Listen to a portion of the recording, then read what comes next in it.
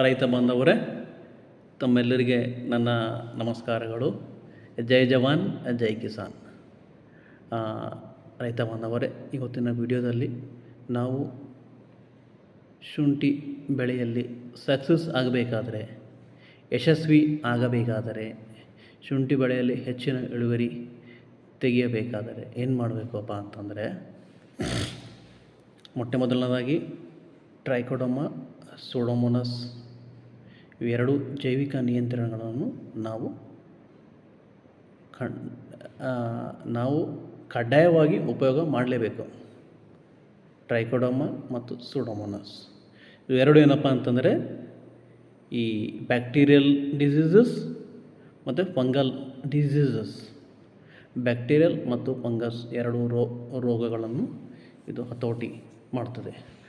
ಆಮೇಲೆ ಎರಡನೇದಾಗಿ nematodes.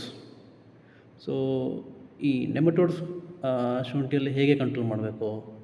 ನೆಮಟೋಡನ್ನು control ಮಾಡಲು ಪ್ಯಾಸಿಲೋಮೈಸಿಸ್ ಅಂತ ಸಿಗುತ್ತೆ ಜೀವಾಣು, ಇದು ಸಹ ಆರ್ಗ್ಯಾನಿಕ್ ಆಗಿರುತ್ತದೆ. ಸೊ ಪ್ಯಾಸಿಲೋಮೈಸಿಸ್ ನಾವು ಡ್ರಿಪ್ ಮುಖಾಂತರ ಆಗಲಿ ಅಥವಾ ಗೊಬ್ಬರದ ಮುಖಾಂತರವಾಗಿ ಕೊಟ್ಟಲ್ಲಿ ನಾವು ನೆಮಟೋಡ್ಸ್ ನಾವು ಕಂಟ್ರೋಲ್ ಮಾಡ್ಬೋದು.